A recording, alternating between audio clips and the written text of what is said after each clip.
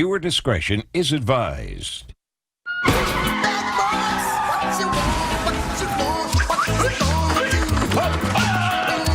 stop, Ryan. Coming for you. Bad boys, what you gonna do? What you gonna do? Put your hands behind your back. Bad boys, what you gonna do? What you gonna do when they come for you? Cops is filmed on location with the men and women of law enforcement. All suspects are innocent until proven guilty in a court of law. Bad boys, what you gonna do? What you gonna do when they come for? Anyway. Hey guys, welcome to Tabletop Republic's YouTube channel. My name is Seb.K and welcome back to part 2 of our unit breakdown for O-12 in Infinity, the game. And today we get to go through all the really fun stuff, don't we? And we're going to start as we mean to go on with a unit that is exceptionally strong and exceptionally useful for O-12 and any army that it's in. In O-12, it's extremely useful for a number of reasons. First off, just looking across the stat line here, it's the only warband, cheap warband in O-12, and it's not actually that cheap if you look at the grand scheme of warbands in Infinity the game, but it's still damn cheap. It does all the things you'd expect from a warband, high CC stats, good physique, all that stuff. But really, there's so many cool things packed into this profile and so much that does for the army in general that it's really hard to stress just how incredibly good this unit is. So looking at the stat line, CC23, BS10 is fine. This unit's got a lot of template weapons, so it doesn't really need a high BS, and that's not really what you want to do with it. It's kind of a harassing unit anyway, using those template weapons and that CC. But it can shoot. I have a few hero stories of this unit that I might share with you if I have time. Physique 14, extremely high for a unit that's good in close combat, good at dodging, that sort of thing. Whip 13 doesn't matter, not specialists. Of course, I believe it's got courage, isn't it? Yeah, so it's not going anywhere. Armor 2, which is higher than usual. More of a fluffy thing, but also incredibly useful in general anyway. BTS 0 doesn't matter.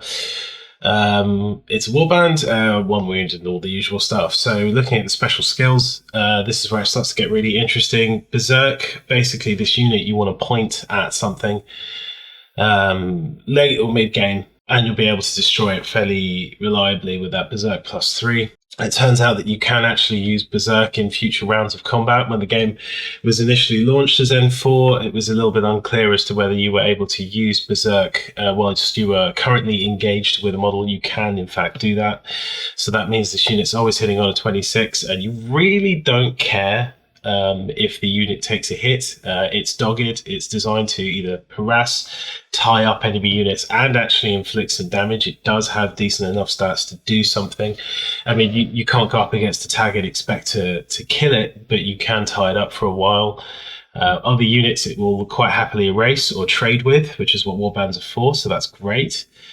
Courage, as previously mentioned, it's not going anywhere. The fireteam stuff doesn't matter. We'll talk about that when we get to Star Mother. The fact that it's dogged is really useful. It just means that it's more irritating for your opponent to remove, not so easy to do. Religious Troop, now that's a weird one. So Religious Troop, when combined with Courage, is a strange interaction. Basically, it usually would mean that you'd have to roll in order to dodge out of the way instead of automatically failing that guts check. You actually have to roll to fail the guts check, but then when you combine that with courage, you actually don't have to make the roll anyway if you don't want to. It's a strange interaction, but basically what it means is this unit can always choose what it wants to do, which is obviously really good. And it's impetuous, which is better in this version of the game, because you don't always, if you want to use it, you can, and if you don't want to use it, you don't have to. So that's pretty cool. So let's look at some of the weapon loadouts for this unit. You've got some that are really not that useful. I wouldn't recommend spending any more points on them than 12 points or 13 points at absolute maximum, to be honest. The reason being that you've already got template options here. Having boarding shotgun is great, but it's still only ballistic skill 10 model. It's going to be hitting on 16s minus cover, probably 13s. It's not as reliable on this unit as it would be on other units. The fact that they've got a heavy pistol is nice, but that's more of a choice for CC, in my opinion. You're not going to be shooting it if you have the option. You're probably going to want to try and dodge into close combat. And then that gives you more options for damage in close combat. You've got an AP CCW, which, as I said, will chip away at a tag or something heavy. Won't necessarily kill it, but it has the option of doing damage to it and can be quite useful. The reason why I would suggest you pick the submachine gun is because this unit needs more dice. If it's doing dice rolls, if it does want to come around the corner, it's not close enough to engage in close combat. You want to throw as many dice at it as possible, seeing as you've got ballistic skill 10. Chances are you're probably going to be hitting on 10s anyway. So 3 dice is better than the 2 dice you get from the boarding shotgun, even on a higher number, in my opinion. Some people might disagree, but really you're just coming around the corner with the option of using dice or throwing a template at them, which is where their difficult decision comes in. And then we've got the key piece of equipment on this unit, which makes it an absolute must for this faction. And any faction that has a warband that has smoke grenades is really just mad. I'm not entirely sure. Looking at the profiles in this faction, even when it first came out, I think this faction does just fine without smoke. I really do. And I think it's incredible that they actually gave it smoke. The amount of synergy is almost impossible to lay down in a video here, especially if we're just going profile by profile. But, I shouldn't need to explain that it allows you to get a lot of your units into positions that you want them to be in. It allows you to combo with MSV2 and MSV1 now. It really just makes every unit around it better. I mean, so many options and so many tricks. I mean, combined with an Epsilon unit, you get the ability to really put some mods down on your opponent. Just think about it for a second. You put the smoke grenade down, your Epsilon shoots through it. Your opponent's already at -6 if they want to shoot back, and then the Epsilon has mimetism -3, so they're at -9. The Epsilon's in cover, it's -12. Max -12, I mean, that's just one small use case. Most of the complicated use cases for this are more about positioning, and something I'll go into in depth in another video. When we start looking at tactics and things you can do in the midfield and pushing up and how you can deal with certain types of enemy units. But for now, just having smoke grenades in a faction like this is insane. This is your only choice for regular smoke grenades, but that's fine because you're going to want to take Varangians anyway. I mean, the points cost of 12 with a regular order is just mental. The buff that we've had to Impetuous, not having to use that Impetuous order if you don't want to, is really just mental. Before, when this unit was running around all willy-nilly, it was a little bit less reliable. Now it's incredibly reliable. And it's just really good. It's just really good all around. The only time I'd ever take this 13-point profile with the extra burst on the chain colt, I don't think it's entirely necessary, but you did have, if you had a spare point and that was all you had. There aren't actually that many units you can upgrade for a point in O-12. So this is the unit you go to, give them an extra chain colt. Fine, it doesn't really matter. But the Ranjit Guard is something that you're probably going to see every game against O-12. You should probably include one in every list that you have. It just adds so much to your ability to control the battlefield and to move units up and, combinations and things that you should just take it. Just take it every single time. There's no reason not to. Hippolyta. Wow, so I love this unit. I absolutely love this unit. And it's one of those units that takes a hell of a lot of practice and finesse to use effectively. And because I had the model, the first 10 games I had with O-12, I ran her every time. But I was coming off a 30-game stint with JSA, and having close combat experience with units that are heavily close combat orientated really does help to see the value of this unit. Because, coming off of something like JSC, I mean, they really would love to have a unit that's this good and this all round. She's actually, for me, really hard not to take because of Eclipse Grenades, but we'll talk about those in a minute. I might go in a bit of a rant about Eclipse Grenades because I think they're a bit good. I think they're a little bit overpowered, but I actually expected them to not be here by the time we got to N4. I thought they would do something with Eclipse Grenades to stop them being quite as, lava in a rock, paper, scissors game kind of thing. But hey, we'll talk about that in a sec. So Hippolyta, why is she so absolutely spankingly, ridiculously good. And every faction would be made better by having a unit like this. Well, the CC-24 with the martial arts level 4 is just mental. So martial arts level 4, as most of you probably know, is a +3, -3, and I'm going to forget it again. Of course I am. Let's have a look. So we're +3, -3, and +3 physique. +3, -3, +3 physique on this unit. Just have a look at that for a minute. 27 on that CC. 17 when she hits something with an explosive CCW is absolutely mental. I mean, you know, that alone would make you go, huh? What? You know, she's hitting as hard, well, not quite as hard if you take the AP into account as Shona Carano, but you know, she's very much comparable. And the big thing that she has that Shona doesn't have, for example, is mimetism -6.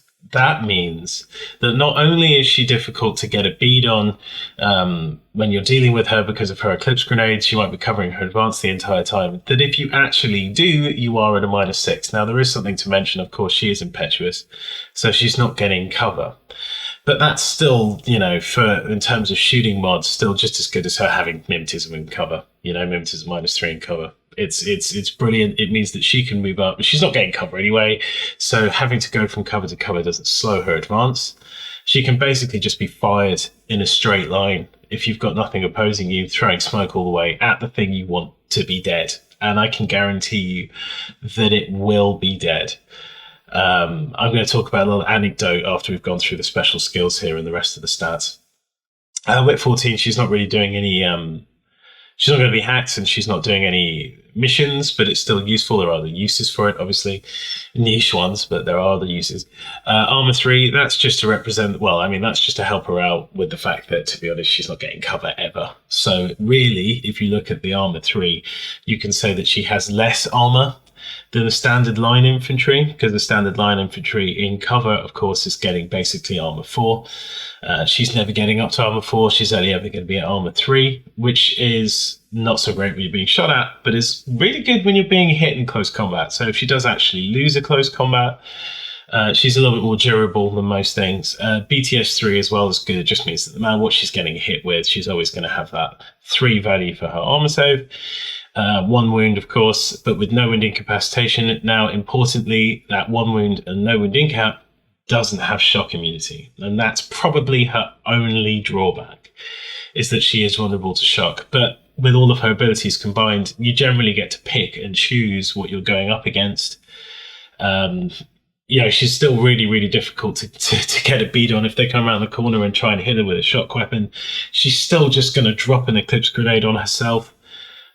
She's doing that on a 17 point blank range. You know, she's got a very, very good chance of winning that face-to-face roll. So still very difficult to deal with anyway. Courage, of course, you'd expect. Basically, martial arts used to give you courage. It's a nested skill. Now it's just been opened up. That's the same with the Ranjit Guard, which I might have forgotten to mention, actually. Oh, no, okay. For a second there, I thought they had Natural Born Warrior, but I think that's been changed. They probably never had it. I'm being an idiot. So anyway, so martial arts used to give you courage. Now they just put it on the stat line. That's fine. Super jump. So this just means you can get anywhere to any target she needs to get to. You got to remember that you're throwing smoke first. You're probably going to pop Eclipse Grenades, but it really just depends on the target you're going up against. There are various ways to cover your advance, is what I'm saying. Yeah, looking at the weapons, Breaker Combi Rifle, really, really good. Combined with that mimetism -6 means that shooting might be an option sometimes. Nanopulse at Flash Pulse. Flash Pulse is where you're getting your Whip 14, the benefit from that. Gives her yet another really, really good option for defense if she really needs it. Sometimes that is just the best thing for you to do, especially if you just don't want them to keep being able to attack you, although Eclipse Grenades kind of solves that anyway. If you manage to pop an Eclipse Grenade down on yourself, well, they're not doing anything other than hitting you in CC, which is exactly where you want them. I hope you guys are starting to see why this unit is so completely and ridiculously awesome. There aren't many good options for your opponent to deal with her. You know, obviously it's Infinity and you can always get unlucky and you can always take a bad hit. You can always fail the face-to-face roll. That happens with every unit in the game.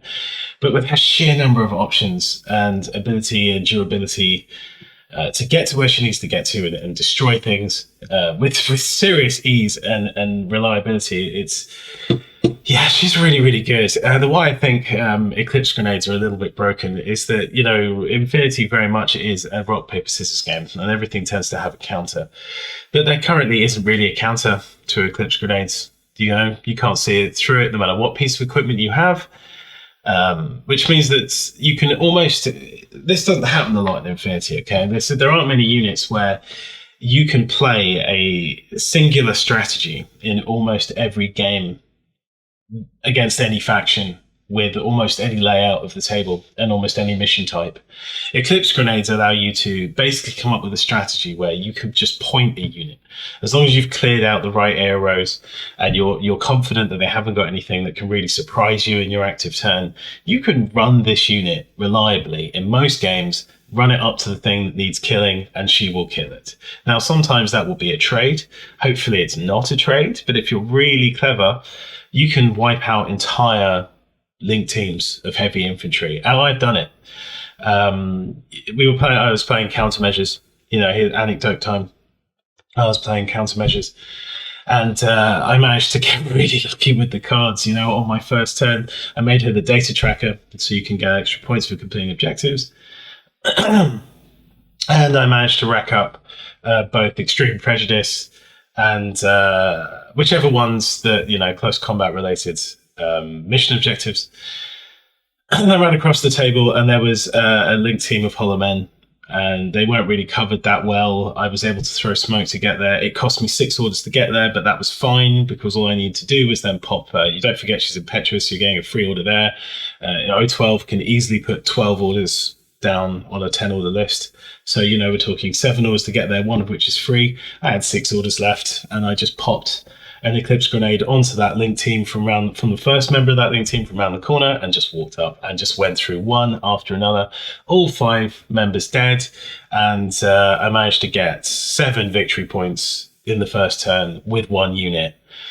She then proceeded to go on and murder the rest of the army. After, taking a couple of arrows, popping Eclipse Grenades down. They couldn't do anything. She pops out of the Eclipse Grenades and just ran her way through. It was absolutely disgusting. And that's something that you can do quite reliably. I did it against a Yijing player, managed to go through, an entire invincible army, just almost entirely with Hippolyta. And it's something you can definitely do with Eclipse Grenades, and that's why they're incredibly, incredibly strong, and why this unit is very, very good overall. I forgot to mention as well that she has dodge plus 2 inches, which, just makes engaging even easier. Stacking with those mimeters of -6 and so on. There's really not a lot of an opponent, hasn't got a lot of good options for dealing with her. So she really is just wow. I'm not saying she's an auto-include because, as I said, units of this caliber and this type, they need a lot of practice. They need a lot of finesse to make work. And she doesn't always get work done every game, but just the threat is often worth it. I mean, this points cost of 38 points is extremely high, and I totally get it if you don't want to take this unit. But if you do get good with this unit, she can be your ace in the hole. I mean, she really is your answer to a lot of enemy difficulties, enemy tags, difficult midfield units to deal with, just basically anything. So yes, take Hippolyta, do well, because she's very, very good. The Angkai. So the Angkai is funny to talk about immediately after talking about Hippolyta. It's basically Hippolyta without Eclipse Grenades in almost every way. So there is a couple of differences here. Exactly the same martial arts, but with slightly lower CC value, which is hilarious. I'm not sure whether a monk would be slightly worse in close combat than the Greek hero. You can debate about lore and so on, but it is a little bit strange. Ballistic skill is not as good as Hippolyta. It's at 11, but this unit is going to be doing a little less shooting potentially than Hippolyta. See, I forgot to mention that Hippolyta's ballistic skill is 13, which is also exceptionally high for a unit that just, again, she's good at everything. But the forward deployment changes things quite a bit for this unit. And Berserk as well as another option. So it makes the Angkai more of a trading unit.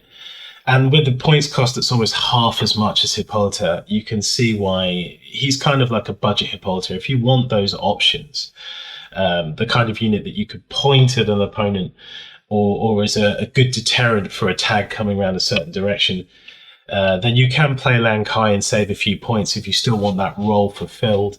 And as I said, the Berserk just makes it more of a trading piece, and with that points cost, you're not so upset that you've lost him as long as he kills the thing he was supposed to kill. The forward deployment just makes it more efficient. It's basically a free move to wherever he needs to get to, and that also combos really well with the midfield presence that I mentioned in the last video. That O-12 has just an insane amount of units that can forward deploy and really gum up the midfield. And he can get there, obviously he can deploy down there with a bunch of other units and just be in the perfect position from the start of the game, and supported as well, so he can't get picked off really easily. So I do like that, and does synergize really well with O-12 in general. Dodge plus 1 inch, obviously you'd expect a monk to be pretty good at dodging, and the dodge plus 3 for that roll, which means he's dodging on a 16, which really is his way of getting round things. He hasn't got Eclipse Grenades as an option, and dodging isn't as good as just popping an Eclipse Grenade down, because after you've dodged successfully once, they can, they can just move around and maybe shoot you again. Whereas if Eclipse Grenade's gone down, they can't shoot you again. So they've got to do something in close, and that's not great. I mean, they can maybe try intuitive attack, but it's an iffy tactic. And it's, as I said, the Eclipse Grenade's better than not having them, and he doesn't have them, but that's fine. His movement is a -3 instead of the -6 on Hippolyta, but that's still very, very good. Again, he's got no wounding cap without the shock immunity, not liking that as much. Especially he's just more likely to die, and he's a little bit harder to keep alive as a result of these two things specifically. But still really good for 21 points, not bad at all. Stealth, as you'd expect. Super jump, again, can get to targets more easily, although you've got to be a little bit careful because you can't throw smoke down first to cover your super jump, which can leave you open, especially to hit deployed units and things like that, so you've got to be careful with that. Religious troop, fine. Impetuous, as you might expect. He doesn't technically have courage, which is interesting. So you're always going to have to make a roll if you want to fail your guts check with him, which might make him a little bit less survivable in the long run. And of course, impetuous, and we've said how good impetuous is now. Short range weapons across the board. Flash Pulse is great because he's got whip 14. Really, really good. Is also his other defensive options. So you've got the choice of dodging on a 16 or hitting them with a Flash Pulse on a 17, although you've got to remember that does take into account cover, so that might not be any higher than a 14 in most cases. But it depends. If you Flash Pulse them, at least they're not shooting you again, so that is maybe an option you want to consider. The light shotgun and chain rifle, just gives him multiple options. Maybe he can throw dice at you if he wants to in close range. But really what he wants to do is close the distance and use that explosive CCW. With +3 physique and +3 CC and -3 to your opponent, he's going to be hitting that with that explosive CCW on a 16. So that's pretty good. I totally get you taking Angkai sometimes as well. It depends on if you fulfilled what you want to fulfill with your army list already, and you'd like someone else to go in the midfield. You don't need another specialist. He's a similar points cost to the Gangbuster, which we'll talk about in a minute. So if you just want a different kind of midfield skirmisher, he's not a bad shout. And he's a deterrent, if anything.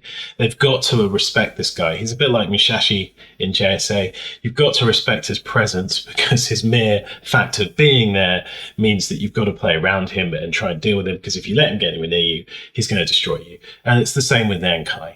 So not a bad addition to O-12, and just gives you another option if you like to play heavy close combat units. I would still rather spend the points on Hippolyta if I have them, but if I don't, then the Angkai isn't bad as an option, especially when combined with a Ranjit Guard. They can't link, but hit the smoke from the Ranjit Guard can overcome some of the shortcomings of this unit.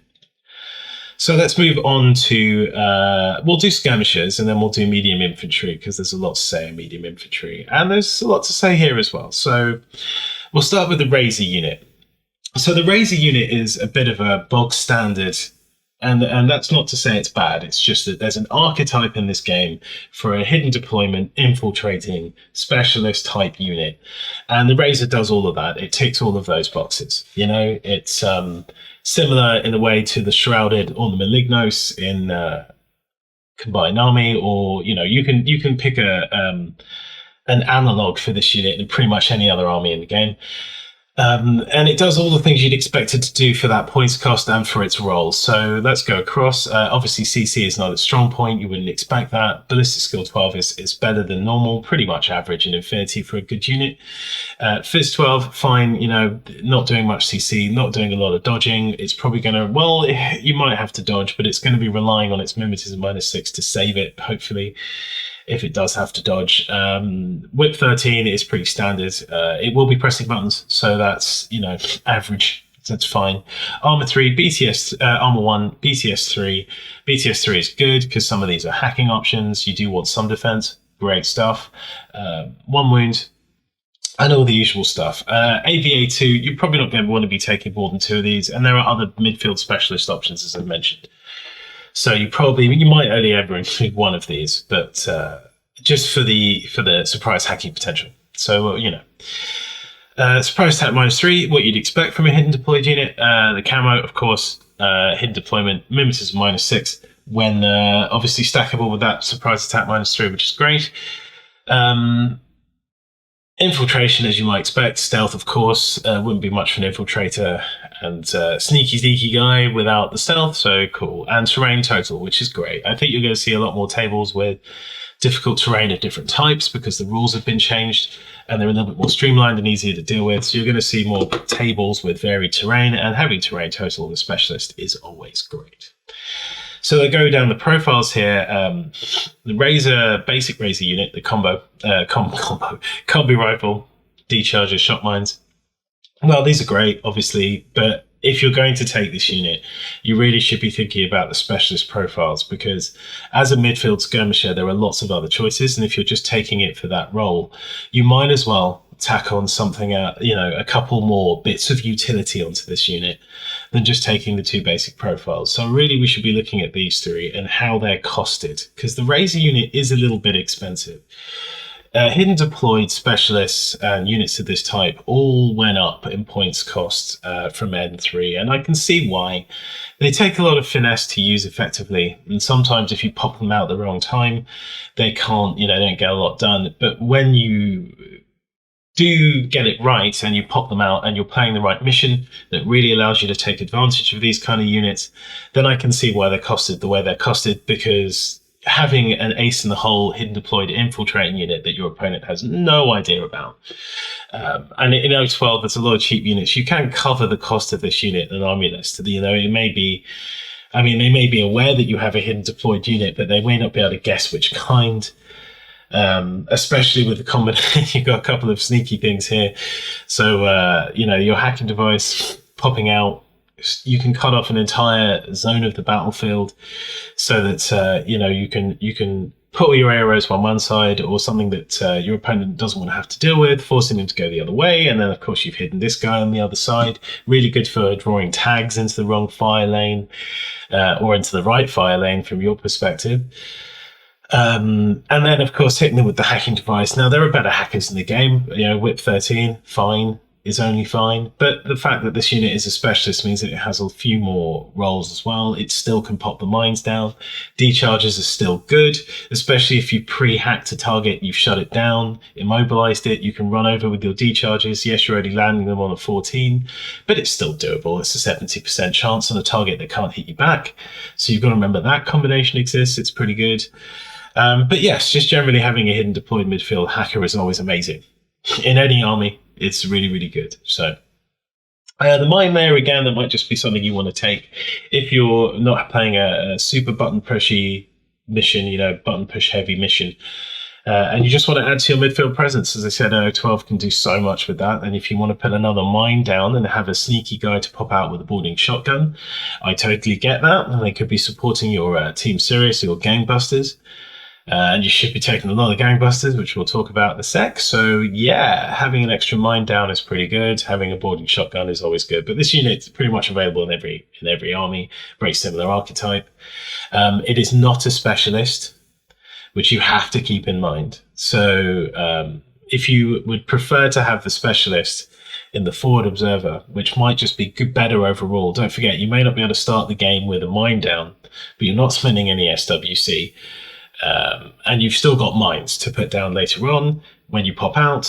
Surprise flash pulse is always nasty to add to an ALRO. If you've got a couple of, just they could be thinking they've come around and they're pretty safe, and they're going to take a shot and they think the shot's in their favor, and then you throw out a flash pulse, with mimetism -6 from out of nowhere. It might make them think twice about what they're going to do. It may be sacrificing, but hey, we're getting a little deep into tactics here and hypothetical situations, but there's a lot you can do with a forward observing, infiltrated, heavy, hidden deployment unit is what I'm saying. So not bad. So the Razor unit, just a really good midfield infiltrator, your standard type, but available in this faction and pretty good at it. Gangbusters. So this might be the cornerstone of O-12, of vanilla O-12, simply because I think you're going to be seeing this unit in almost every game you play against O-12, and you should be taking at least one of this unit in every game you play as O-12. If you look at the stats raw, it's not super impressive. Okay, so, CC is fine. Ballistic skill 12, again, is average. Physique is lower than you'd expect. Whip 13 is average. Armor 1 is average. BTS 3 is, fine. There is a hacker option here, so that's probably why that exists.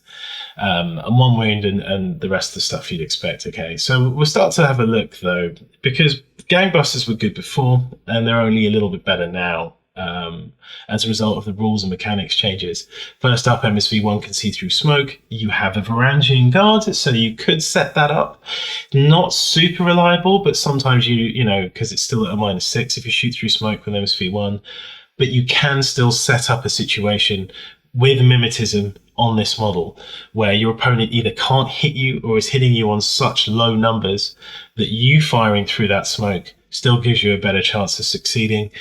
And that happens more than you'd expect, honestly. Stacking the modifiers in your favor, putting your opponent at -12 can just be enough to make them dodge, which might be what you want them to do. So yeah, really, really good. With that mechanics change, just makes this unit better. Mimetism -3, always great for stacking mods in your favor. Always great to stack with suppressive fire. I forgot to mention that with the Razor unit. Obviously a great suppressive fire unit with mimetism -6. Same with Hippolyta as well, going back to her. But yes, of course, the ability to put this guy into suppressive fire. Now, another thing to mention about that is that you can do that at the beginning of the game now. Where not a lot of people have had extensive time to play with N4 and using that mechanic. I only ever tried it once while I was still allowed to play, but I really like the option, and it just makes this unit even stronger with mimetism stacked with suppressive fire is very, very good. Looking at the bit, of course, Infiltration, which just, it's the beginning of O-12's excessive midfield presence. You're going to be using the Gangbuster to build your midfield presence with O-12, probably comboing with either a couple of these guys in the Team Sirius, or just taking a whole bunch of these guys. That's fine. I mean, they're only AVA too, but there's so many other units to combo with that you can really just stack up units, as I've said many times.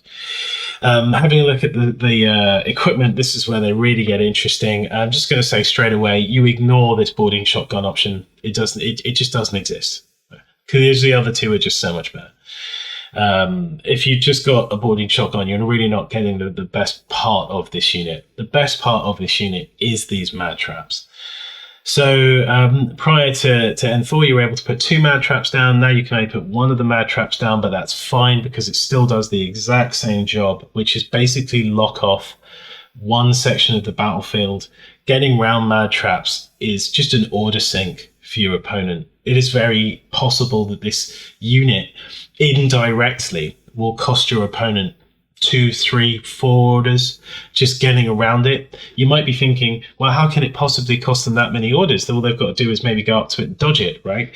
But you've got to think about how they've got to position themselves to avoid your arrows so that they can get something into a position to deal with the mad traps. If you position them properly, they shouldn't be easy to see or shoot, but they have to be, so they have to be triggered maybe on purpose. Maybe they've got to use a warband to do it. Either way, they're either sacrificing models, they're sacrificing orders, or overextending some units combined with hidden deployment units on your part. you can really make them move into a position where they're like, right, okay, I can finally deal with these mad traps. Maybe you've got 2 of them out because you've got 2 gangbusters. And then a hidden deployment sniper pops up and they're like, oh, okay. So now you've got to deal with the mad traps and you've got to deal with the sniper and the dodge, and it just gets horrible. And they might have spent orders getting there and they make absolutely nothing for it. The usefulness of this unit, it cannot be overstated. And it's hard to see it on paper, but when you put them on the field, they really always get their money's worth. I see people just roll their eyes, like that's the thing that I think a lot of people just hate about O-12 is the moment you put the gangbuster down, you put the mad trap down, they're just like, oh no. I mean, they might not have anything that's very good at dealing with it. There are a lot of factions that have trouble dealing with mad traps. I mean, you can just dodge this thing, you can just sacrifice things against it, but when you start stacking them up with 2. And then you realize that if the gangbuster survives, you've still got another one that he can put down in the following turn, which you should always do. You can really just create this sort of quicksand, cement, gummed up midfield area that they've got to get through. And it's just brilliant. It's just brilliant. I can't really gush about this enough. The choice between these 2 is simply whether you need a specialist or not. I mean, as a killer hacker, he's fine. He's fine at doing it, and that makes him a specialist, which is the only specialist option in this list of 3 here. Obviously, he's still a mine layer too. We can still put the mad traps down, which is great, but really it's just the hacking device is the only thing that's particularly special. Now, you can combo that with other repeaters and stuff. There's a few in this army that you can use, and having another hacker there is good. So the choice between these 2 is basically how many objectives you need to complete in the mission that you're playing. I really like the combi rifle when I can take him just for that extra range band. I often find that the submachine gun is just not good enough when engaging enemy units, especially being at the range you want to be. If you want to leverage mimetism, you want to be as far away from your opponent as possible, maybe outranging other midfield units with submachine guns with that combi rifle. So, and of course the light riot stopper is just all of the options. No one wants to get hit with a riot stopper for the same reason they'll get hit with the mad traps. Immobilization is horrible, and having the option to put a light riot stopper template down is nasty too. So really it's a difficult choice. I mean, often I would take one of these, one of the combi rifle, one of the submachine gun, if that's the kind of list I'm building. But if you're just taking one and you need the specialist, you take the hacker. It's just down to what kind of mission you're playing. But yes, gangbusters, I mean, just really so important. You should take them every time. Just every time. I think that, honestly, if you're not taking gangbusters, you're not getting the most out of vanilla O-12. You're not really doing one of the things that they're good at doing, which is, controlling that midfield and taking orders away from your opponent. So let's move on to medium infantry. So this is going to be really interesting.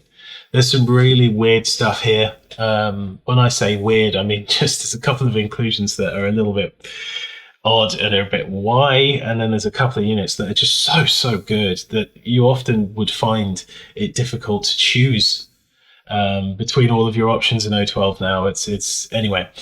So Delta Unit. Let's talk a lot about this guy. So the Delta Unit is your go-to drop troop, and I think he's just a great drop troop. I think he's reasonably costed.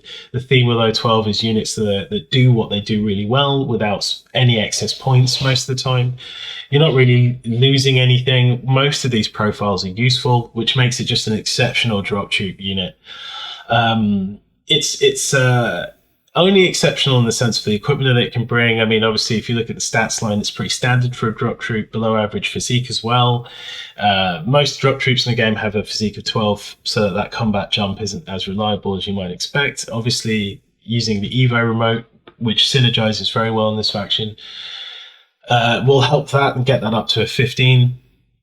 But most of the time you'll see that with drop troops in this game anyway. But they're all parachutists, of course, so you can come on from the side, which is where this unit really shines in some situations. Ballistic skill 12, that's pretty normal. The thing with drop troops is that they attack from strange angles, so you quite often catch units out of cover as long as your positioning is right, which means that you might be hitting on a 15 reliably a lot of the time, or an 18 with those boarding shotguns, so that's pretty good. With 13 pushing buttons and as a hacker, that's fine. Armor 3, so this is where this unit's a little bit different to other drop troops. It's got higher than average armor, and that really helps it survive in situations where you didn't quite position it properly, or it's being attacked after doing a combat run. You'd be amazed just how often that armor 3 saves you. Combined with cover, of course, that's armor 6, and that's really, really good. BTS 0, that hurts the hacking option on this unit. It also hurts it in general. It means that if they do have a weapon like a nanopulse or something that can get around the armor value, then these guys can be a little bit squishy. But let's hope that once he's on the table, he's already done his job anyway. So, So 1 wound and all the usual stuff, that's fine. As I've said, parachutist comes up from the side, or most combat drum troops have that now. And that's a terrain total is what you'd expect from a dude with a jetpack, so that's fine. So moving on to the actual equipment, I think actually every single one of these profiles is useful in some way. I can't think of a single one of these where you wouldn't have a case for taking it, maybe with the exception of the boarding shotgun UDBot variant, although having a UDBot that can come on the table is really handy. But I'm not sure I'd pay that many points for it, but that's still just as good as the boarding shotgun medkit. But anyway, I'm getting ahead of myself.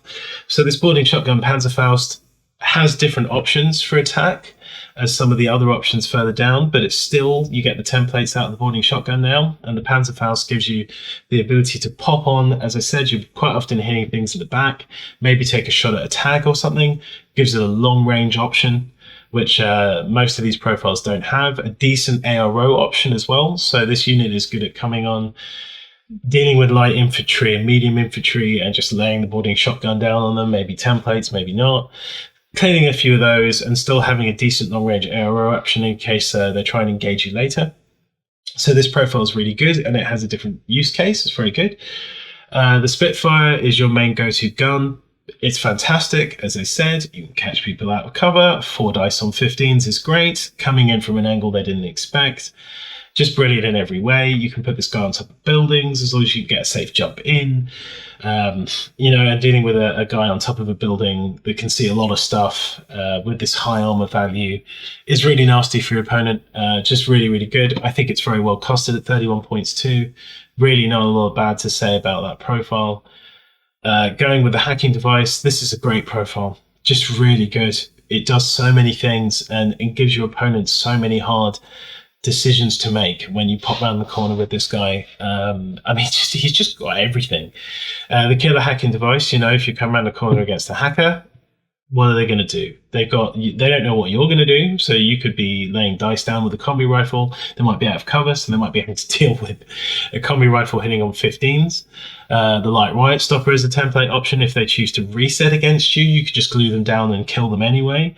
The D charges, obviously not specifically designed to kill hackers, but it kills pretty much everything. So if you've managed to light riot stopper something first, you can walk up to them with the D charges, slap it on, CC 15, 75% chance to hit it. Really good. It just does everything. And if you do want an all-round, can be a specialist, can offer lots of different threats, then this killer hacker profile, light stopper, right stopper with a combi rifle, this is the one to go to. I really like this unit, and it's a toss-up for me, usually between these top 3 profiles as to which one I take. I have played the Doctor once or twice. That's only because I've played a lot of units that I want to sort of rambo up the field, get into to just play a really aggressive style of list that wants to cover a lot of ground, and having the ability to sort of, especially with those midfield units that start all the way up the table, they might find themselves without backline support, without a doctor or in decent range to run a UDBot up there or run the doctor up there to go heal them. So having the Delta Doctor, who has got almost all the benefits of the boarding shotgun profile minus the Panzerfaust, but with the ability to pick guys up, is still really good. Just got to remember that he's not amazingly good at it. Whip 13, 65% chance. It's not so great, but Hit's still an option that you have, and he's still a specialist. So even if he fails to pick someone up, he can still push a button. Pretty good. This is why I'm a little bit skeptical about the Udbot variant. Obviously, it gives you more coverage, the ability to drop down the Udbot. There's a couple of strange, janky things you can do with the Udbot, using them in close combat and so on, but I wouldn't recommend doing it. This profile doesn't have any decharges and things like that, so you can't really be running any of those niche use case scenarios with a Udbot. Really, you're just going to be using it to try and pick up things in different places on the battlefield, and I'm not sure that's really worth it over a standard doctor for 34 points. But I can see you could build a list around that. It does work in other factions. I'm just trying to remember the Hakim's unit in Hackaslam does really well with this. Obviously, it's better as a doctor because it's a Hackaslam doctor, but you can see that there's a use case there. The Forward Observer, this is basically everything that the hacker is, but without the hacking ability, if that's something that you would like. It also has a flash pulse because a lot of Forward Observers have that. They used to all have it, but now some of them have it, and that's good that this unit does. So it still has the long-range ARO ability of the Panzerfaust, just without the hitting, stopping power, but it's still good at defending itself if it needs to. It still keeps the decharges from this amazing profile, and it's still a specialist. It just loses the ability to engage hackers. But the cool thing is that it is cheaper. It's 26 points as opposed to 28. So if you're downgrading or you need to find those 2 points or whatever, or you just don't want to build your list around the hacking potential, which sometimes you really should, but it depends. What kind of list you tend to play against in your local environment, and if not a lot of people are taking hackers, and you could take the Forward Observer one, that's fine. I mean, it's still good anyway in most cases, but it's everything that's good about this profile, just with a couple of differences. Then you've got the standard hacking device, which is just as good. I don't know why it's got Light Riot Stopper printed twice, but there you go. I'm pretty sure it doesn't get +1 burst on that. I think it's just a misprint and a mistake. But it does everything that the Killer Hacker does, but with different profiles. So this is the one that lets you go after heavy infantry and tags. It does the exact same job, has similar equipment with the exception of the decharges. Now, it might be a mistake that this doesn't have the decharges. Or it might not. I think this Light Riot Stopper was probably supposed to be decharges, and we'll see if they correct that. But for the time being, it doesn't have it, which is a shame, because being able to shut someone down and then decharge them, kind of useful. So we'll see if that gets corrected. It may be different than the Army app on the phone, but unfortunately right now all I can look at is this. But yes, everything that's good about this unit with a different target. It's going after heavy infantry and tags. Brilliant. Whip 13, not amazing at it, but there's a very good chance that you might be able to sneak in someone's back arc and get a free hack on them first, where they can only reset really. And then if they've only reset, of course, and they haven't been able to turn around, you're going to be able to keep doing it. So they might want to sort of dodge change face, things like that, which might give you a free. It's great. It's just good. Okay, drop troop hackers are always good, and this one is very good because of that Light Riot Stopper option. So let's move on to the Epsilon Unit. So the Epsilon Unit, again, is a sort of an analog for O-12, where they have a lot of its similarities to other units in other factions. But as is the theme with O-12, they get a lot. They don't pay a lot of points. They don't pay any excess points. And a unit just does what it says on the tin. And in this case, you've just got a really good sniper with MSV2. Very similar to the Hexa unit in Panzerfaust. Actually, no, I'm being an idiot. The Hexa is similar to the Lynx. I'm thinking of the venerable. I can even see the unit in my head. What's wrong with me? Nisses. Yes, the Nisses or Nisses. Very, very similar to the Nis sniper in Panzerfaust. Only it's slightly better, which a lot of people cried about in the last version. I'm sure they're still crying about in a way, because it got a couple of bonuses. It's got BTS 3, I don't believe the NIST does. It's got Armor 2, which I believe the NIST does. Same ballistic skill as the NIST. I'm not sure about the CC, but it doesn't really matter so much on this unit. Physique 11, I think that's all the same. And Whip 13, I think that's the same as well. MSV2, which is the key piece of equipment on this unit, because that is where you're getting one of only 2 sources for MSV2 in this unit. We talked about the last one, sorry, in this army, that we talked about the last unit in the last video, which is the Aleph unit. whose name escapes me today because I'm having trouble with names. But yeah, so you've only got one of two choices, and this is your choice. I think really you should take this guy in most games simply because he is your choice for MSV2, and there's a lot of units, very strong units running around at the moment with high mimetism values, and you're going to need to deal with them, and it's the most direct way of doing that. Bioimmunity is really good. It just means that he's choosing between his armor and BTS depending on the situation, which is great. And of course, immunity shock, which means he can never go down effectively in more than one hit unless he's taking more than one wound, which is really, really handy. And it gives this unit a lot of staying power, more than you'd expect, especially if you pick your targets well. So, I mean, the scenario being that in your active turn, you're deciding to shoot at a unit, you're stacking these mods, maybe you're firing through smoke. If they do decide to fire back, they're only on one dice, as long as you've not picked a missile launcher to go up against or something like that. Chances are you're not taking more than a hit. If it had shock, it doesn't matter because you're not going to go down. Your doctor, who should be nearby, or a Udbot that should be nearby, comes up, picks you up, and you just carry on, which means that you're shooting with very little risk in your active turn. Gets even better when you combo that with the HMG profile, which is just really, really good. And it really is a toss-up between these two. The more you play Infinity the game, the more you'll realize that no matter how good a stat line for a ARO unit is, it will die. Your opponent effectively has all their orders to throw it, and you don't know what they might have in their army. They might have the tools, albedo, things like that to deal with MSV units.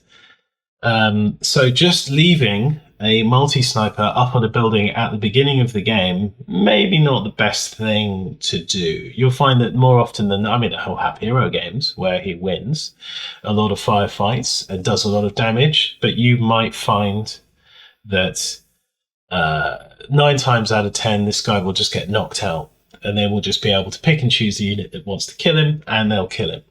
So the sniper for me really is more of an option if you just want the range. And if you're planning on popping out later in the game, turn 2 or 3, or even in your first turn if you've got second turn, to lock off a fire lane after you've dealt with a couple of their units, once you've seen what they've got and whether it's safe to pop this guy out, then you can start commanding the battlefield using smoke to shoot through, things like that. But if you're really using him aggressively, I would prefer to take the HMG variant. Because, as I said, as an ARO piece, they'll always be able to pick and choose the unit they want to kill him off. But as an aggressive unit, you are in complete control. This guy's throwing multiple dice, stacking minus mods against your opponent, probably smoke and mimetism and cover, and he's hitting on 13s. That is absolutely exceptional. There's a lot of really good HMGs in this faction, and this is one of the better ones. So it's really a toss-up as to what you like. Personally, I prefer to take the HMG variant in this case, because especially when you're wanting to use it against units that are putting the mimetism out, you're going to be trying to you stack it with the Ranjit Guard and get that into position, and then get the HMG into position anyway. Because chances are the units you want to hit are going to be round corners and in difficult positions, and they're going to be high. You know what I mean? So you want to be more mobile and to have a better range band for that, and that's what the HMG is for. I get taking the sniper, and I've used the sniper, and it's been good. But I still think there are other ways to get a good sniper in this faction. And in this case, HMG. If you don't have the SWC, the shock marksman rifle, might be a good option. But at this points cost, he's competing with the Psychop that I talked about last time. And you might want to look at that profile for doing a similar job, because the Psychops, they have specialist abilities and things like that as well. And they're a little bit cheaper and they do a similar job. So I'm not sure about this profile here at all. But as I said, the other two profiles still have their uses, and the HMG is just exceptional. Really, really good. Armand Les Muettes. So in N3, totally useless. I know that's going to upset a lot of people, but he really just was too expensive. Both of his profiles in N3, I believe, were above 40 points. And he just didn't do enough for the points cost. But we've had a couple of system changes that have really helped this unit out. He's had a minor points drop as well. I believe it's been 3 points dropped on both profiles. I mean, you know, there's a couple of changes here that make him a little bit better and a little bit more usable. The big problem is, though, that he costs a lot of points. He doesn't have MSV2, which means that he's not... The best he's doing is if you pick the MSV1 profile, he's maybe shooting through smoke at a -6, which is a deterrent for your opponent putting smoke down, but it's not as good as, say, an Epsilon unit or another unit. Well, I suppose your Epsilon's the only thing really to compare it to that would have MSV2, but still, there are other ways to deter people from using smoke, and you know, without just putting out a sniper that's just a flat MSV2. And this guy with MSV1 just doesn't do it as well. I just think there are other ways to get that benefit, you know, to deter people from using smoke. I just don't think this is the way to do it. But having said that, though, he is a little bit better, and he's now totally not useless. So CC attack +1 damage, that's completely pointless. It's a fluffy thing. You really don't want this guy to be doing close combat. But he is good at all ranges now.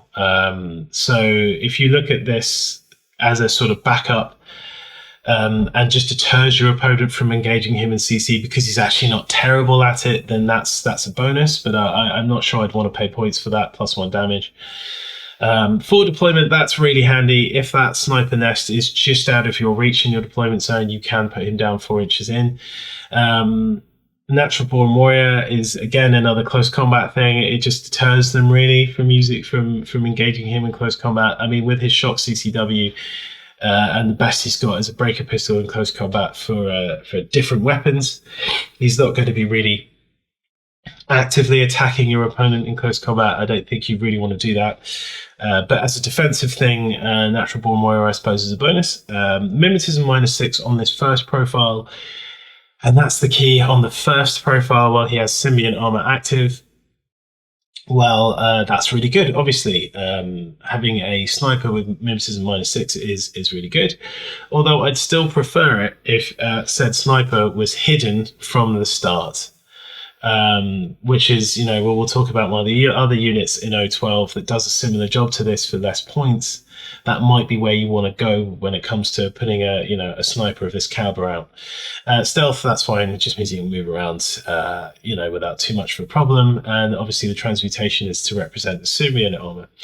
Stats-wise, just a quick mention of the fact that he is ballistic skill 13, which is pretty good. It puts him on par with the other snipers in this faction. Fist 12, fine. For CC, +1 damage, you know, it's 13. Cool. Maybe he wants to dodge. Fair enough. Fist 12, Whip 13 is he hasn't got I don't believe he's got a flash pulse or anything, so he's not really going to be getting much benefit out of the Whip 13. Unless we're talking guts checks and things, but 13 is average. Armor 2, as I said, on this first profile, fine. BTS 3 on the first profile only is also fine. So the inactive Symbiont armor profile, as with all Toha units, he loses his armor in BTS. Nothing else changes though, which is good. Some units, Toha units do lose more than just the armor in BTS, but he doesn't, which is good. He still retains the CC attack +1 damage, but as I said, it's not super useful.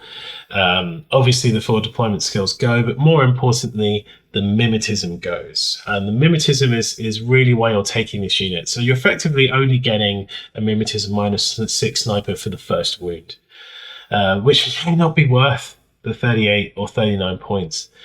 Now, this faction, Armand Lemuel, Armand is really good in Toha-based factions because he can have a symbiomate.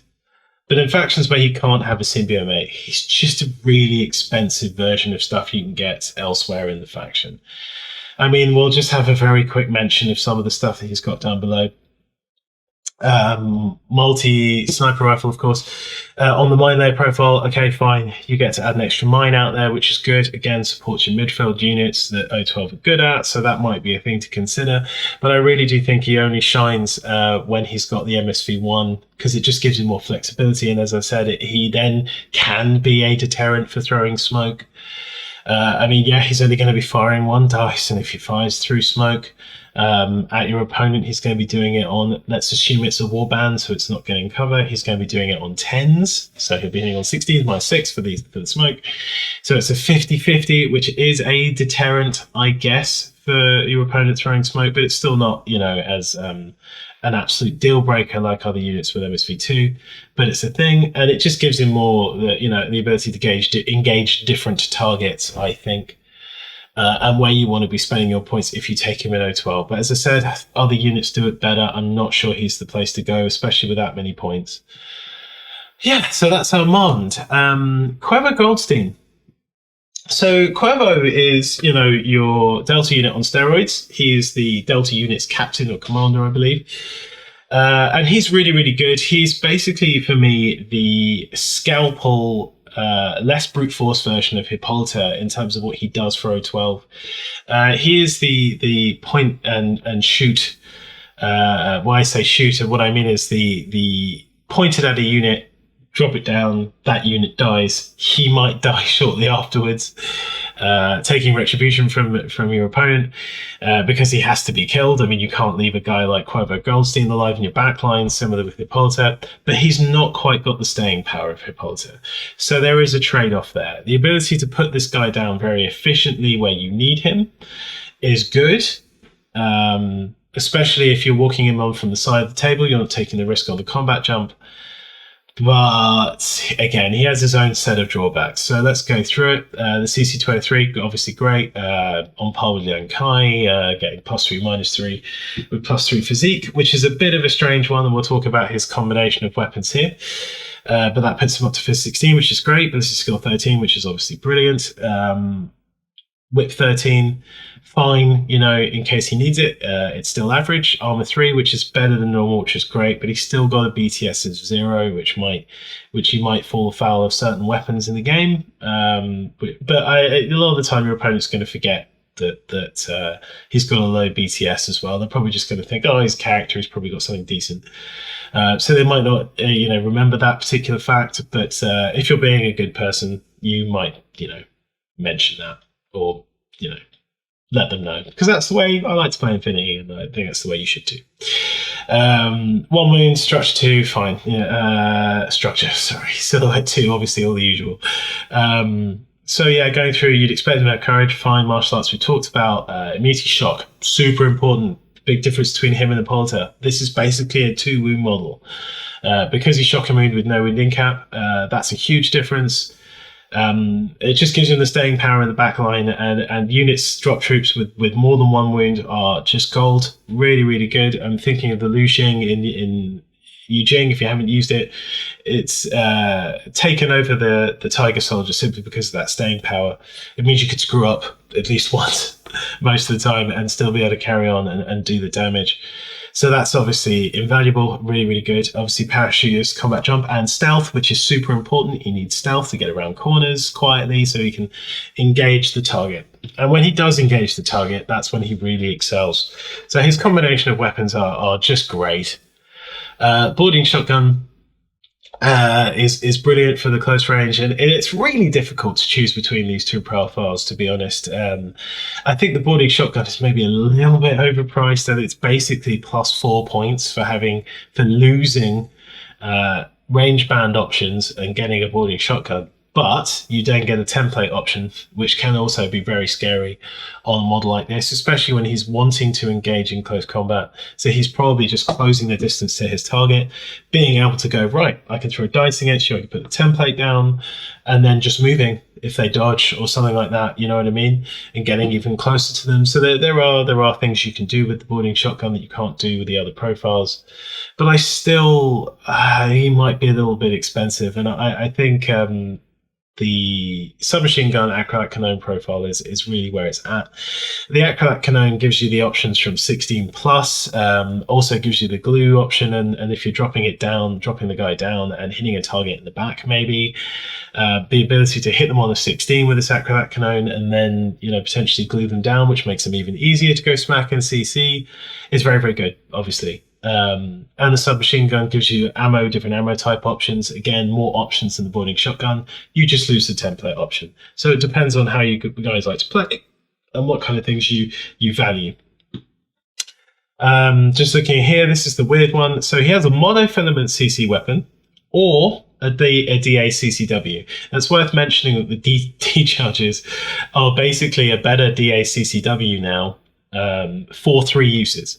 So if you do use this top profile, use the decharges until they run out, because it's 3 saves instead of the 2. Now, a lot of you might be thinking, well, monofilament, is always good. Like, you always want to use a monofilament. It'll kill outright. Well, no, not necessarily, because the reality is that making your opponent roll more dice might actually be more beneficial to you in some situations, especially when a Fizz of 16, is added with a martial arts level 4. It means that the multiple dice options with the decharges here don't forget, this is AP and DA. So, sorry, AP and explosive, right? So you pop that onto a tag. Would you rather than make 1 save on a 12 or a similar number? It may be a similar number with the AP, but make them make 3 saves. Yes, I know that if they fail the 1 save, they will die outright, but it's a decision you can make. Against heavy infantry, it might be beneficial to just make them make more saves. It really just depends on the target. I mean, if they've only got 1 wound, but they're a high value target, you just make them make more saves. So the ability to just choose between these different options is really, really good. It basically means that no matter what he comes up against, he's got something that can deal with it. And he's really, really good at that. So similar chat to what I talked about with Hippolyta. He's the scalpel. He goes in, you pick the target. He usually destroys the target, and hopefully he survives to destroy a couple more targets. And usually they hit back, though, and do kill him. He's a little bit more survivable in some situations than Hippolyta and other drop troops. But at the end of the day, he's probably going to die. So you need to make sure that whatever you hit was worth more than the 39 points, or tactically worth it in the long run. But Cueva Goldstein, a fun unit to use, a definite scalpel, and an alternative tactic to use against enemy heavy infantry and tags. Instead of, if you don't like hackers, or if hackers are a little bit unwieldy to get them in position or drawing your opponent in, you can just use Cueva Goldstein, knowing that he's always going to, or usually is going to be able to get to where he needs to get to do the damage. So yeah, there you go. Crushers, so brand new unit added with Star Marder. We're looking at another exceptional midfield unit for O-12.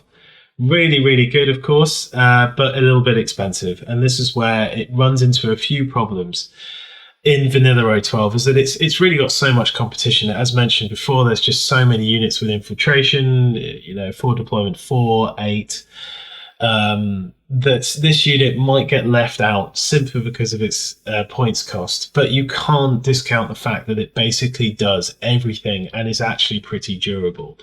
So moving the stat line across the stat line, we got CC 17, which is fine. It's not terrible. It's got a decent CC weapon. So against other heavy infantry, it might be worth taking the risk and going into CC with this just to get the EM benefit. Although he's, a good fighter skirmisher anyway, so it's more of just another option you have in your arsenal as opposed to a go-to. The skill 13, better than average, great. Physique 12 is pretty good, actually. He can dodge pretty well, fairly averagely, which is all right. With 13, again, average, good for, decent enough for button pushing, and it has courage. Whip armor 2, pretty good. Better than usual, great. BTS better than usual, 3, and then the usual stuff. So 1 wound, but with no wound incapacitation. More importantly, 1 wound, no wound incap, and shock immunity. So again, another basically 2 wound model. No, you're not picking this guy up after he loses his 2nd wound, but that is fine. Units that operate this far up into the battlefield usually aren't good candidates for doctoring anyway. So this is effectively a heavy infantry that gets to almost infiltrate, which, if you look at it that way, is very good and quite well costed.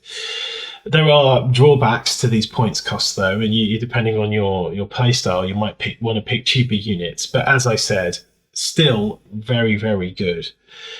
Mimetism -3. That is the real kicker on this unit. I mean, there are so many units with mimetism in this faction. The fact that you can put out one of these, a Team Sirius, a Gangbuster, all with mimetism. That's 4 models down on the table with mimetism -3, all in the midfield, putting out things, mad traps and other stuff, and just generally being annoying. And the fact that this guy's a forward observer, although because these are all forward observers, they don't all get the flash pulse, I notice, which is something that used to be automatic in N3. But they don't all have flash pulses, so they don't all have that defensive option, so keep that in mind. And terrain 0G. It's very weird that he doesn't have terrain total like the Deltas do, but fair enough. Actually, yeah, do they? Yes, they do have terrain total. Yeah, so it's a little bit strange that they don't have terrain total. 0G, you're not going to come across that often. So, yeah. Okay, profiles wise. So as you see, yes, even the cheapest one here is quite expensive, but this is a heavy infantry at the end of the day with mimetism. So you've got to look at it that way. A multi-rifle nanopulsar that is a specialist and is forward deployed with D-charges, really, really good. I would probably take this unit a lot if I'm not taking this unit. Because the multi-rifle, especially with a forward deployment, meaning that you're probably going to be able to get into good range fairly easily. The nanopulsar is a great template option, and obviously a multi-rifle is good up to 16 plus 3 all the way anyway, so you've just got good options up to 16, full stop. D-charges on a CC of 17 isn't bad, and good for missions. Good for missions anyway, because a forward observer, and of course you've got an EM-CCW as well, in case the target, if this is the only guy in range to go deal with a tag, he can beat it in close combat, and then if he shuts it down, he gets to slap it with D-charges. Really, really good.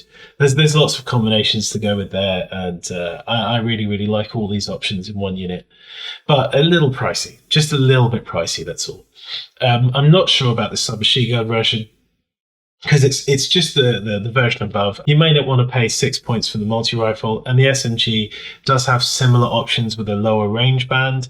So looking at it that way, that's fine. But when you've got, a couple of competing profiles here that might be more what you're looking for, I'm not sure that just the submachine gun here is the one. I would really definitely save the points and go for this one underneath. If you have the SWC, this is an exceptionally good profile. SMG, it's good out to 16, sort of. It's good up to 8, but, average out to 16. It's zeros, I believe. Do you know what? That's such a noob mistake. I apologize, people. It's not like I haven't been using SMGs for 3 years. Let's just have a look at this. The YouTube curse, we'll call it. Yeah, it is zeros. So it's zeros out to 16, which is all right. In most cases, you're going to be hitting on 10s out to 16 against something. Which may not be too bad. You're throwing mimetism the other way, so it's still all right. But then after 16, of course, you've got the light rocket launcher, which is just fantastic. I mean, a flaming template with a decently long enough range. Just options, really, really good options. Obviously, you've still got the nanopulsar, and he's just as good as CC as this first profile and the other profile. I just really like it. If you haven't spent all your SWC, you have one left. You get everything with this unit. You get a decent defensive option in the light right stopper, and a good attacking option with those 2 dice with the flaming templates. SMG is good up close. You get suppressive fire out of it. It's just everything. It's really good at everything, and I think this profile is really good. The one underneath is interesting. If you look at it, it's basically just the first profile of the Delta unit, but it adds D-charges, and it adds that extra wound effectively with the mimetism modifier. So if you look at it, it's just a slightly more durable version. I mean, you've got to remember that the armor is slightly less than the Delta unit. Delta unit's 3, this is armor 2. But this unit basically has 2 wounds. It's effectively an upgrade to this first profile of the Delta unit. So if you do have the points, I mean, the upgrade's quite substantial. It's 8 points, right? So if you've got 8 points, I mean, that's a flash pulse bot, So you may not have the 8 points, but if you do want to just bump up your first profile of the Delta unit, make him more durable, he does everything that I said about that first profile, and he has the option of that EM-CCW as well. So there you go. I mean, I'm not entirely sure that's completely worth it, doing that, getting the upgrade over the Delta. I'd probably save the points, but you might think differently. Your Delta might get trashed every time it makes a dice roll, which is fair enough. It happens in Infinity.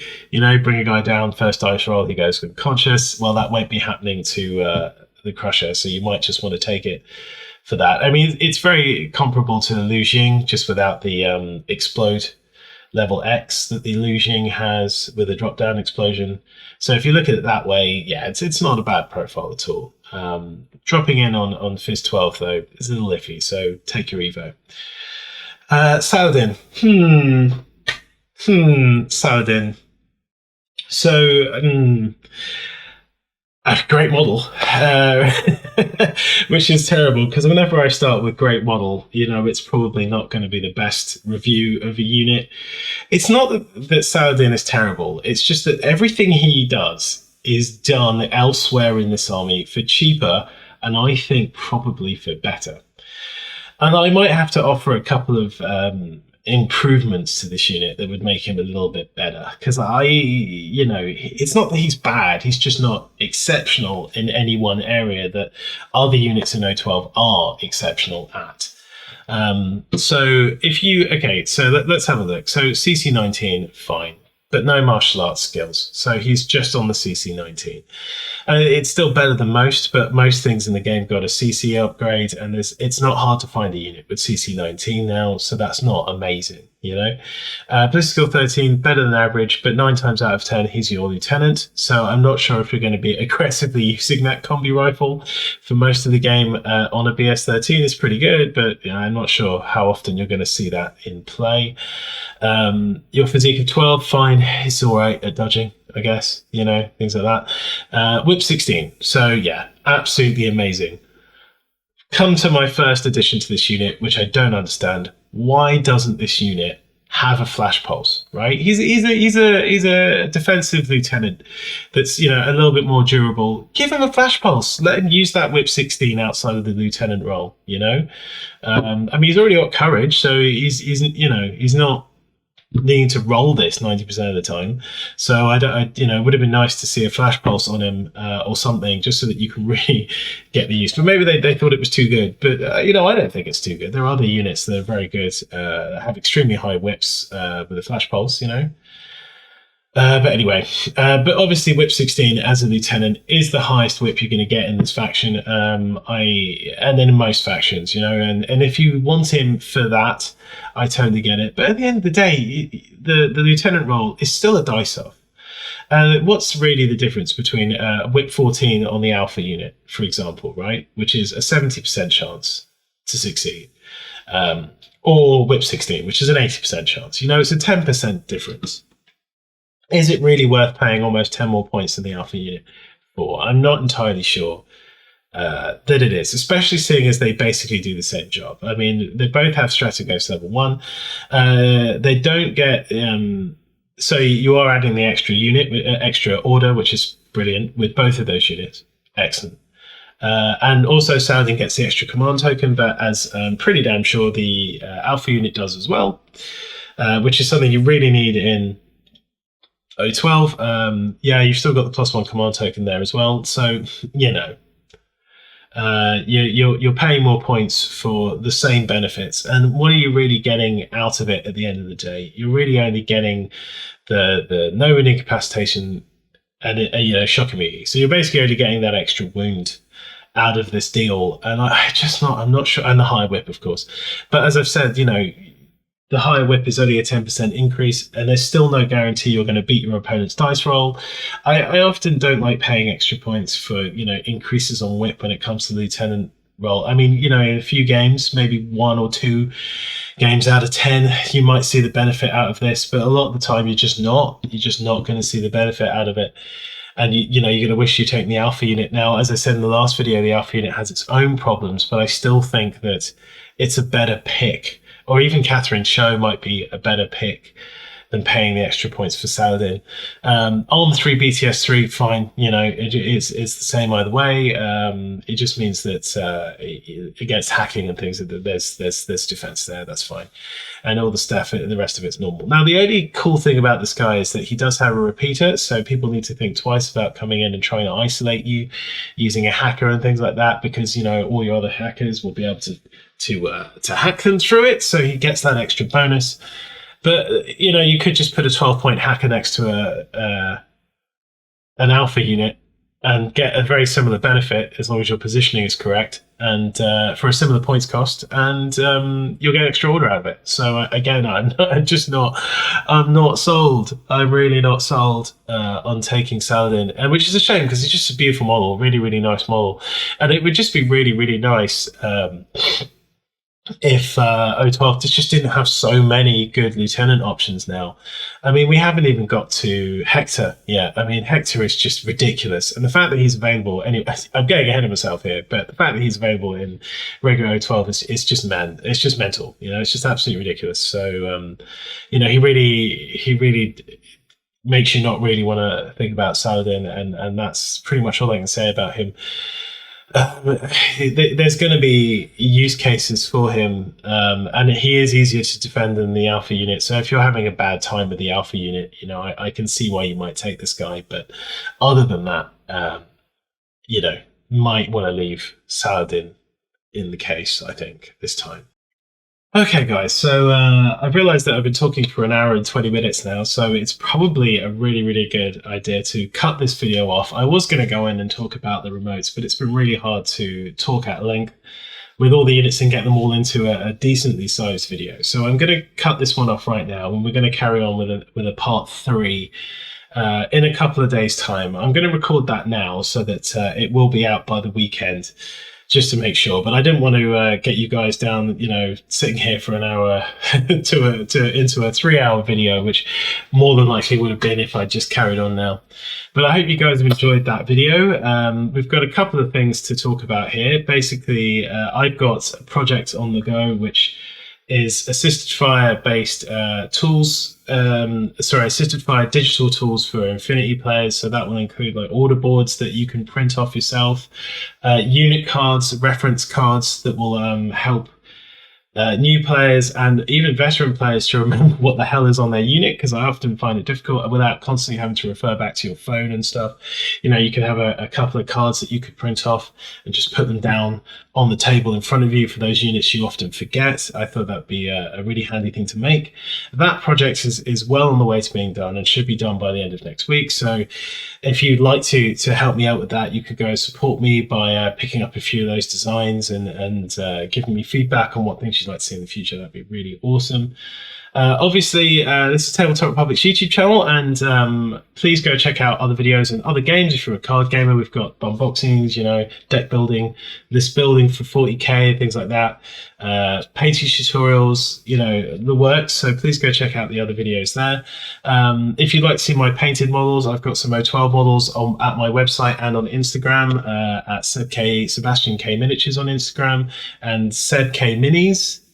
Links at the bottom of the screen, and please just go check those out and help me out there, because I'd love your support, and I'm trying to grow myself as a YouTuber, and hopefully there'll be new painting tutorials for Infinity coming out on my personal channel for painting as well. There's a lot to get on with, but you know, with the lockdown in the UK, I appear to have the time, so hopefully we'll be rolling out lots of content in the near future. But I hope you guys enjoyed that one. It was a little bit stop-start. I do apologize. It's I've got so many notes in front of me. You guys wouldn't believe there's just pages of notes in front of me. So I hope I got through it. I hope you guys were entertained by that. And for now, I will see you guys. Have a good time. I hope life is treating you well, and I will see you in the next video. Cheers.